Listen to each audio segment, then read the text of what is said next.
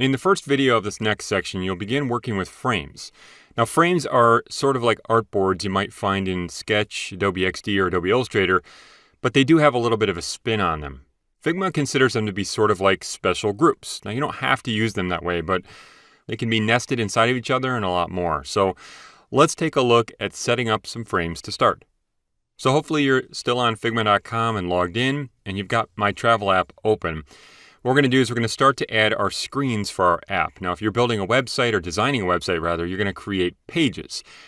On the left over here, we're going to see the Layers panel, and you'll see that we actually have the status bar, and this means group. But if you look at it, you can see the content. We have a page here, which is what we're starting with. This is page 1, and that's all we have to begin with. And if we want to create frames, maybe, like I said, for an app, we're going to create screens. Come up here, and you're going to see the frame tool. Now, if you click on the arrow there, you'll see a frame tool and a slice tool. Slice is for exporting. We'll learn about that later.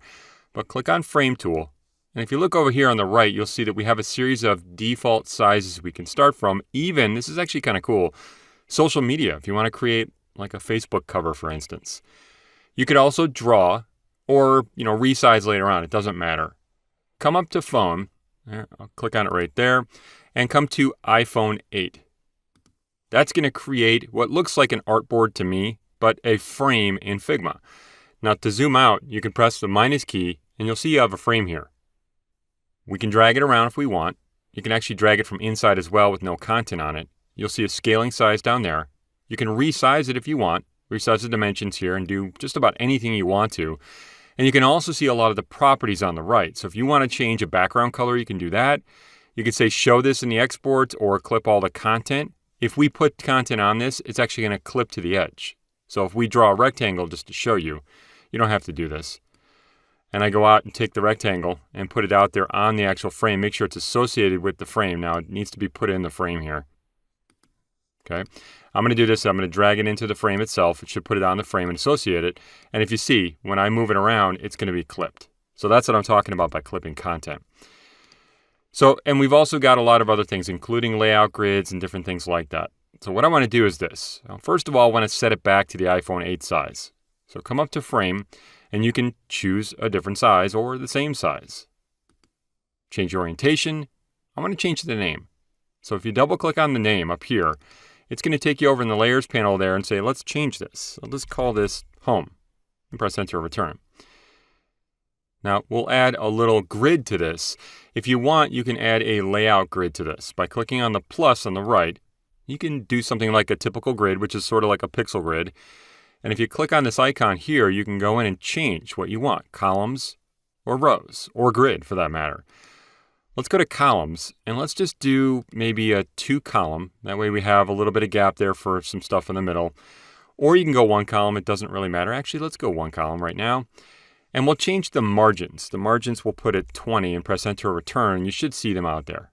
Now you can, if you want, change the color by clicking here, change the opacity, and you can stretch them, center them, or keep them to the left. That means if you choose stretch, if we have a layout grid and I drag to resize this, it's going to stretch the layout grid, which is really awesome. All right, let me go back over to iPhone 8. So we've got one frame out here. I want to create a series of frames. So if you take this frame right here, first of all, I'm going to press the space bar to move over. We can just copy this if we want to. You can actually option drag, and you're going to see we have smart guides or something similar to smart guides. Alt drag on Windows, let go of the mouse, then the key. You can also copy paste. There's a million ways to do this, but I'm going to, once you option on Mac or Alt on Windows, drag out a few. Oops, that one missed, so I'll go back. There we go. It should snap in. You should see alignments. And it keeps moving on me. Let me put it right where it should be. There we go. Now on the left, you're going to see that in the layers panel, we actually have them all listed here. If we want to, we can also duplicate and copy and do all kinds of things. If you click on these in the layers panel, let's change the names. So double click on the new home here. And we'll just call this something like login home. And we'll go to the third one here. Double click on the name there. And let's call this hikes. Now later on, we're going to create a copy of this one to do sort of like a modal or a layover, but this is what it means to work with frames. Next, we'll move on to creating and editing pages in Figma. Pages in Figma allow you to organize content in your files on different canvases. For instance, if you create a page to contain an iOS version of an app, you can also create a page to contain the Android version, or maybe create a page to hold all of the reusable elements you want to use, and a page for the app or the website. There really are a lot of uses for pages. In this video, you'll see how to create and navigate a page in Figma. With your travel app open in here, you should see on the left-hand side here that we have the layers of the content in the document, which includes things like the frames that we've created, as well as that content we pasted in. And we'll have pages up here. If you don't see pages, what you can do is click on the arrow to the left of page 1. Now your pages, like I said, can be a lot. You can create a lot of them. In other words, you can create one for the Android, one for the iOS. We've kind of already talked about a few examples here. But if you want to create, let's say, another page that contains icons, and we've got this icon, this status bar icon up here, we're going to copy and paste into there. We can do that. So come to Pages here, click on the plus, and it'll add a new page, and we can name this like icons or something we want it to be, and press enter or return. You're going to see it's not going to contain anything. It's just a big old canvas out here, and we can change the background color and do all kinds of things. Now, the thing about pages you're going to find is that we're not going to necessarily prototype or create connections between pages like this, so they're going to be different. They're going to be separate from each other, that is. But we can do things like export content from each.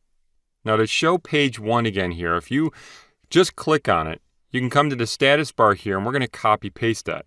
Now, if you click on one of the objects here, it's going to select that single object. We're going to talk more about this, but click on status bar, and what we're going to do is just cut and paste it. So if you know the commands, you can do that. You can also right-click right on the object here, and instead of copy paste from one page to the next, you can come to move to page and say, let's move it to icons. Click on icons, the page. That should open it up, and you should hopefully see it down there. Now, don't go grabbing it by an individual object, but grab it by the status bar right up here, and you should be able to move it around. So, like I said, it's treated sort of like a group of objects. This is actually, if you look at the icon, the same icon here, this is a frame. So you can see it's part of a frame. Now, just because it's on a frame, you got to be careful of frames to start with. We're going to talk about what are called constraints later on, but in this case, if we scale this frame, make it bigger or smaller, you're going to see it's going to actually stretch and squish, do all kinds of crazy things with these icons. I'm going to undo that by pressing Command-Z on Mac or Control-Z on Windows. Those are called constraints. If you click on an object on the frame, it's going to either scale or be stuck to an edge based on how you scale the frame. So if you look over here in constraints, this object is actually scaling. If you don't want that to happen when you change a frame size, you can come here and choose like left and top. Just stick it in there, or center it, or do something like that. That way, if I click back on the frame and resize it or scale it, you'll see what it does. All right, let me undo that, Command-Z or Control-Z. I wanted to point that out because if you start messing with the frames with content on them, you'll see different things happening. Okay, now I want to select all this content. So click on one object, shift-click between the other two objects. Let's group them together. So to group them together, you can right-click or control-click. You can also just press Command-G or Control-G. Let's copy them. So you can copy Command-C, Control-C. Go back over to page 1 by clicking page 1. And we're going to paste it in. And you're going to see it's going to associate it with nothing here. But I'm going to drag it right up here to the top of the home one. And let's put it right up there at the top. Now, I know it's white. We're going to create some content later on. We'll talk about that. But let's leave it there for right now. Go ahead and click to deselect.